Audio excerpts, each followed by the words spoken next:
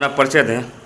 मैं संतोष प्रताप सिंह और समाज सेवी हूँ। जनता की सेवा में रहता हूँ हमेशा। तो आप चौबीसों घंटा दिन में आप सेवा में लगे रहते हैं, क्या है सेवा करने का लक्ष्य? देखिए, चूँकि मेरा जन्म एक बहुत ही बड़े राजनीतिक परिवार में हुआ है, साहतवार का राजनीतिक परिवार आप सभी जानते हैं। उस लिहाज से बचपन से ही हम लोगों को सेवा हम लोग के रग रग में बसा है और वही सेवा की भावना लेके हमारे परिवार का जो भी सदस्य जहाँ रहता है, चाहे साहतवार में रहे चाहे बलिया में रहे, वो जनता की सेवा में समर्पित रहता है। तो इस वक्त आप नगर विधानसभा 361 बलिया में निवास करते हैं। क्या कहीं 2027 चुनाव आने वाला है, कहीं आपका चुनाव लड़ने का इरादा तो नहीं है? देखिए, जनता का सेवा करना और जनता का सेवक होना ये बड़ी सौभाग्य की बात होती है। साहतवार में आप जानते हैं कि हमारा परिवार शुरू से ही जनता की सेवा करता रहा है और जनता वहाँ हमें चेयरमैन के रूप में चुनती रही है।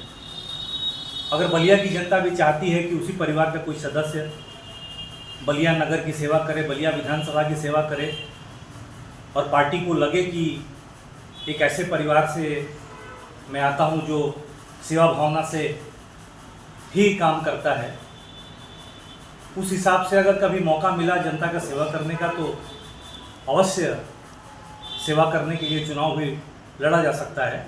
मतलब कोई ना कोई माध्यम तो चाहिए सेवा के लिए। मतलब आपका कहने का तात्पर्य है कि अगर जनता चाहेगी, समर्थक चाहेंगे तो आप चुनाव लड़ सकते हैं? नहीं, बिल्कुल लड़ सकते हैं, क्योंकि इतने सालों का जो तजुर्बा है अपने साहतवार को चलाने का, उसे ये तो प्रतीत होता है कि जब आपके पास कोई पद रहता है, कोई सम्मानित कुर्सी रहती है, तो आप जनता का सेवा और मजबूती से कर पाते हैं, क्योंकि आपके पास अधिकार होता है।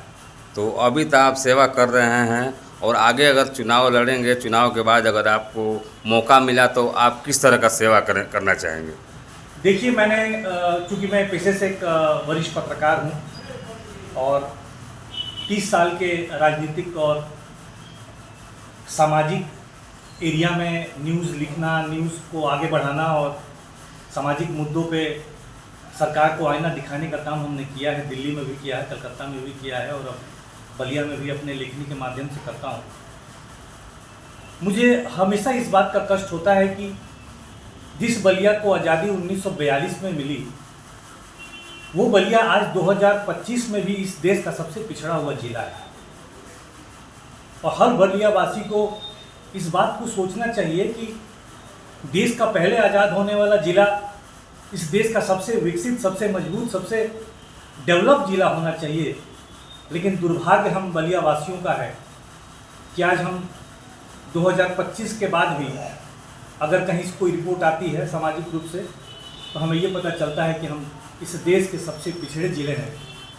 तो आप बलिया को किस तरह का विकसित होना देखना चाहते हैं?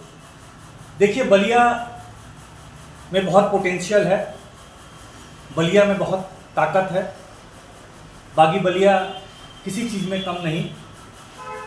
अब जैसे अभी बलिया में तेल मिला है, आप जानते हैं, तो अगर यहाँ रिफाइनरी लग जाए, अगर सरकार रिफाइनरी अगर हमारे बलिया के आसपास ही कहीं बैठा दे, तो एक बहुत बड़ा इंडस्ट्रियलाइजेशन हो सकता है, क्योंकि तेल जहाँ से निकल रहा है वो एक बहुत बड़ी अपॉर्चुनिटी है। ऐसे में बलिया के जितने भी बेरोजगार नौजवान होंगे, पढ़े लिखे नौजवान होंगे, उनको बहुत अच्छा मौका मिलेगा कि बलिया हमारा सिर्फ एक ही योजना है तेल वाला, उससे बेरोजगारी की समस्या दूर हो जाएगी, आर्थिक समस्या दूर हो जाएगी और दुनिया के मानचित्र पे एक रिफाइनरी के तौर पे जैसे बाकी जगह है, बलिया भी विकसित हो जाएगा।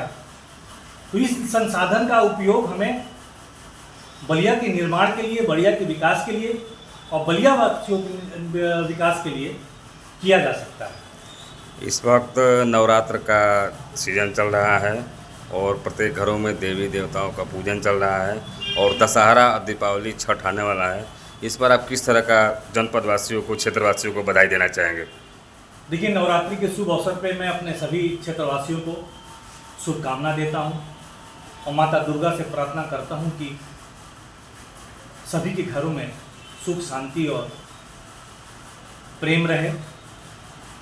माता दुर्गा की आराधना हर घर में हो रहा है, हर परिवार में हो रहा है। माता सबकी मनोकामना को पूरा करे, माता सभी के इच्छाओं की पूर्ति करे और इस देश में, इस प्रदेश में, इस राष्ट्र में शांति कायम रहे और हिंदू, मुसलमान, सिख, ईसाई हम सब हैं एक दूसरे के भाई। इसी भावना के साथ मैं सभी को दशहरे का भी शुभकामना देता हूँ। अब हमारा प्रार्थना है बलिया के सभी सम्मानित जनता से, लोगों से, कि अगर आप सबका आशीर्वाद प्राप्त हुआ, आपने हमारा सहयोग किया, मुझे मौका दिया।